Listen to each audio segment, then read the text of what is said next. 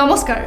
মই মীনাক্ষী আপোনালোকক আকৌ এবাৰ স্বাগতম জনাইছো আপোনালোকৰ সকলোৰে মৰমৰ অনুষ্ঠান আমাৰ ডায়েৰীলৈ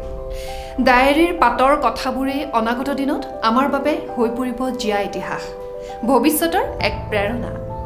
আজিও লিখি ৰাখিম তেনে কিছু প্ৰেৰণাদায়ক কথা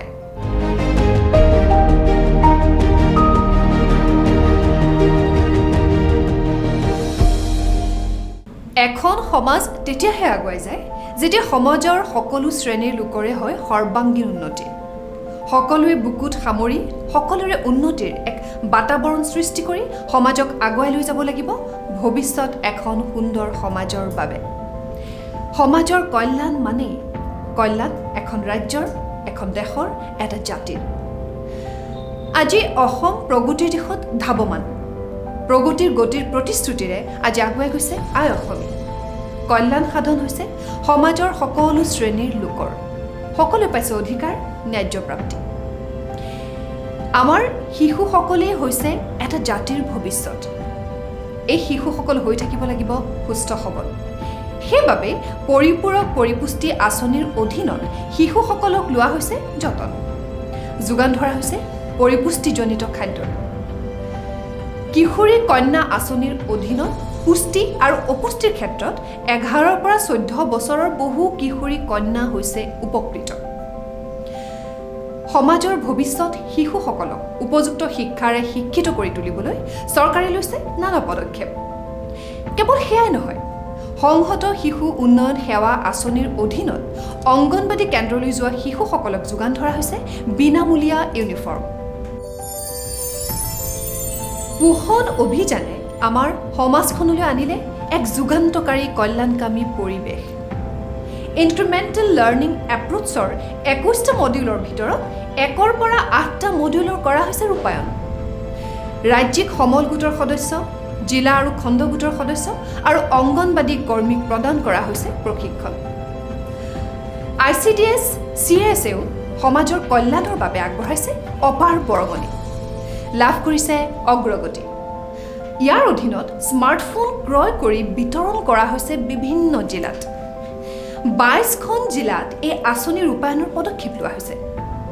সফল ৰূপায়ণৰ বাবে ছুপাৰভাইজাৰ আৰু কৰ্মীসকলক দিয়া হৈছে প্ৰশিক্ষণ সমাজৰ উত্তৰণৰ ক্ষেত্ৰত তৃতীয় লিংগ দিব্যাংগ আৰু জ্যেষ্ঠ নাগৰিকসকলৰো আছে গুৰুত্বপূৰ্ণ ভূমিকা কল্যাণ হ'ব লাগিব এই লোকসকলৰো সেইবাবে মাননীয় মুখ্যমন্ত্ৰী ডাঙৰীয়াই শুভাৰম্ভ কৰিলে দীনদয়াল দিব্যাংগজন পেঞ্চন আঁচনিৰ উদ্দেশ্য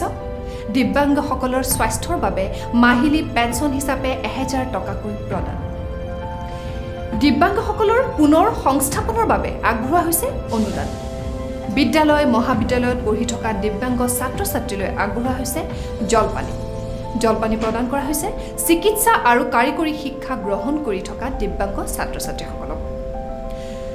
সমাজৰ বয়স্ক লোকসকলৰ সুৰক্ষাৰ বাবে সক্ৰিয়ভাৱে কাম কৰি থকা কেতবোৰ সংস্থালৈ সমাজ কল্যাণ বিভাগে আগবঢ়াই আহিছে সাহায্য মঞ্জুৰি বিভিন্ন বৃদ্ধাশ্ৰমত আৰ্থিক সাহায্য দিয়াৰ উপৰিও 2,29 লাখ টকা ব্যয়েৰে কামৰূপ মহানগৰ জিলাৰ সোণাপুৰত নিৰ্মাণ কৰি থকা হৈছে এখন বৃদ্ধাশ্ৰম তৃতীয় লিংগৰ ব্যক্তিসকলৰ উন্নয়ন সাধনৰ বাবে বিভিন্ন পদক্ষেপ ল'বলৈ ভাৰতৰ মাননীয় উচ্চতম ন্যায়ালয়ে ৰাজ্যসমূহলৈ জাৰি কৰা নিৰ্দেশনা অনুসৰি 20 মাৰ্চ 2020ত চৰকাৰে এক ৰাজ্যিক নীতি অধিসূচনা কৰিছে দেখি ভাল লাগে যেতিয়া আমাৰ অভিভাৱক স্বৰূপ এখন চৰকাৰে কাকো অকলশৰীয়া নকৰি সকলোৰে বাবে কল্যাণমূলক কাম কৰি সকলোৰে সৰ্বাংগীন কল্যাণ সাধন কৰি সমাজখন আগুৱাই লৈ যায় সমাজখন প্ৰতিষ্ঠা কৰে শক্তিশালী ৰূপত আজি চৰকাৰৰ এই সমাজ কল্যাণমূলক কাম কাজৰ বাবে আমি গৌৰৱেৰে ক'ব পাৰিছোঁ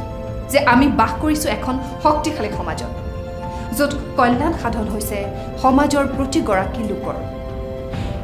এই ভাল লগা কথাবোৰে লিখি ৰাখিলোঁ আজি আমাৰ ডায়েৰীৰ পাতত